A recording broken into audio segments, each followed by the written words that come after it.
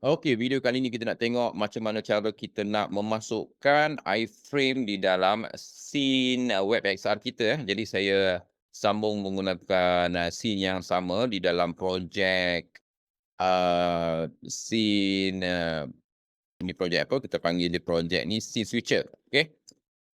Walaupun tak ada kena-mengena, okey tak apa. Alright, so apa saya nak buat, saya nak duplicatekan yang ni, saya nak duplicatekan satu plane, okey. Control D, saya duplicatekan, saya letak sebelah. Alright, saya akan buang tulisan syntax tu, saya tak nak. Okay. Apa kita nak buat? So, saya nak besarkan sikit dulu. Saya nak besarkan saya punya size scale iaitu R, scale saya R. Saya nak besarkan sikit saya punya waveform macam ni lah sebab saya letak kat atas lah. Saya letak kat atas. Saya letak dekat atas macam ni. Kat atas. Okay. Jadi apa kita nak buat? Dekat dalam plane ni. So kita ada komponen sebab saya duplicate tadi ada komponen buttons kita buang, kita tak nak. Okay, object recaster pun kita tak nak. Okay.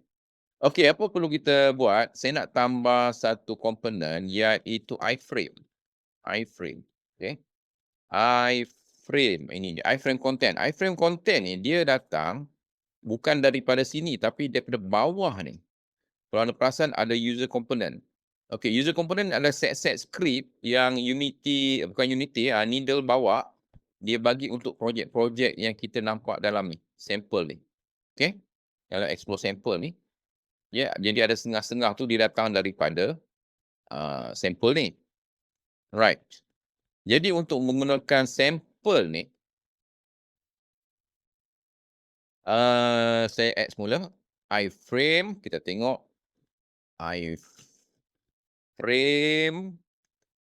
Okay, so saya double click, ini script yang dia bagi.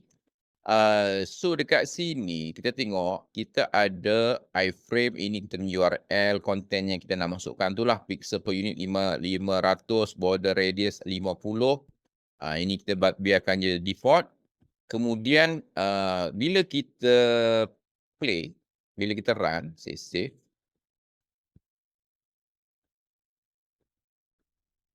Okay, jadi anda tengok, itu adalah kita punya iframe, ya, yang kecil pun. Okay. Alright, jadi sebaiknya untuk kita gunakan iframe ni, kita jangan letak di bawah objek tau. Okay. Jadi saya keluarkan semula dia daripada plane. Okay, saya remove dia. Apa saya buat? Saya buat satu empty game object. Okay. Saya buat satu empty.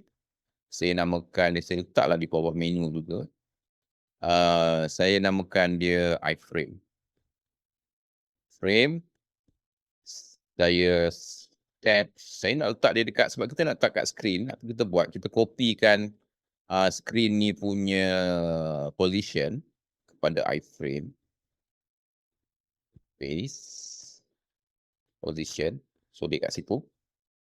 Bila saya masukkan iframe, content macam tadi, bila kita test, save.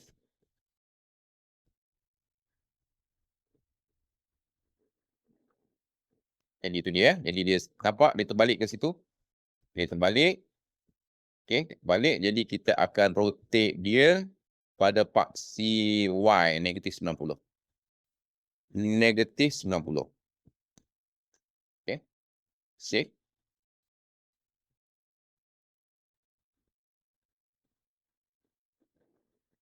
Okay, kita tengok semula. Itu dia.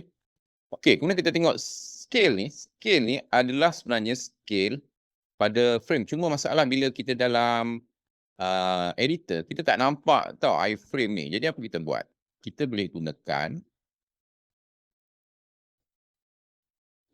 helper. Box gizmo, display a box around the object. Okay. Jadi kita boleh nampak inilah lebih kurang size dia kan. Jadi kita pergi semula ke iframe tu, kita boleh scale. The scale kita punya frame ni, kotak tu, the scale. Contoh kita nak ikut plane tu kan. Y dia, X dia dengan Y.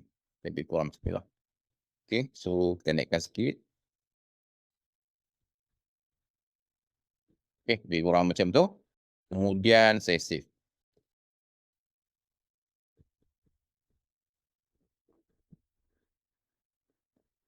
Okey, jadi kita boleh dapat dia besar kat sini. So, kita boleh play. Okey, itu cara kita nak masukkan konten, web yang lain masuk ke dalam kita punya konten web XR lah. Satu lagi bila kita nak build, kita kena pastikan di dalam ni, di dalam Needle Engine disebabkan, skrip ni dia datang sebagai komponen tambahan, kita kena tambah dekat sini, npf dependency, okey. Jadi saya tunjuk npf dependency ni sampel script yang dia bawa. Ni dia, okey. Sampel script daripada package Needle Engine sample runtime share. Jadi ini dia punya sampel script. Jadi sampel script ni apa kita buat, kita pergi ke export, kita pergi ke npf dependency ni, dia default dia kosong macam ni. Okey. Jadi anda tambah satu dan tarik benda ni masuk ke dalam ni. Okey, kalau anda tak ada ni, contoh macam ni, kalau saya save, okey, kadang-kadang dia akan keluar warning kat sini tau. Okey. Bila dia keluar warning kat sini, sekejap kita tunggu. Okey, tak ada sebarang warning keluar kat sini. Okey. Tapi kalau ada warning keluar kat sini, apa anda perlu buat? Anda tambah kat sini. Okey, tambah satu. Kemudian ambil sampel skrip ni masuk ke bawah dia. Macam ni. Okey, jadi itu saja untuk video kali ini. Terima kasih.